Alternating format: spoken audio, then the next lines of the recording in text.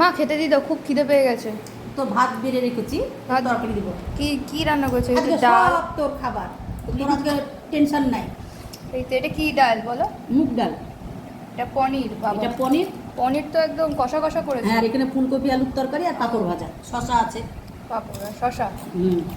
একদম আজকে নিরামিষ বলে করেছো তো এটা? হ্যাঁ, তুই কি তুলে নিবি না আমাকে দিতে হবে? দিয়ে দাও। বাহ, আমি খাচ্ছি তাও তুই একটু নিয়ে খাবি না? ঠিক আছে, আমি নিয়ে নিচ্ছি।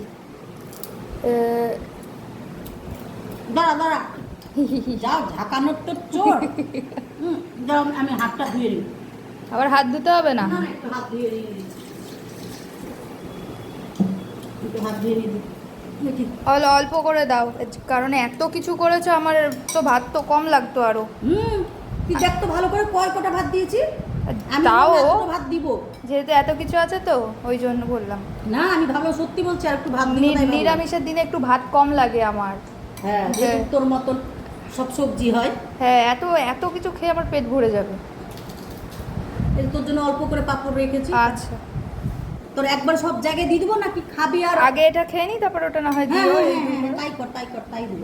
ঠিক আছে, দাও মা, আমাকে ফুলকপি দিয়ে দাও। হ্যাঁ, আমার খাওয়া শেষ, তোর এখনো হয়নি, দেখ। হ্যাঁ, জানোই তো আমি একটু ধীরে ধীরে খাই। হ্যাঁ তো অত আস্তে আস্তে।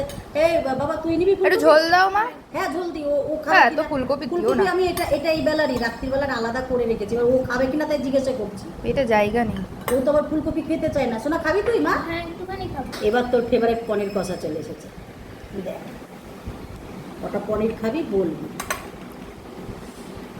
দেখ। একটু ঝোল দাও। হ্যাঁ, ঝোল কি বলতো, এক কষা বানিয়েছি। কষা করেছি। হুম, ঝোল বানাই না। একটা আলু দিব?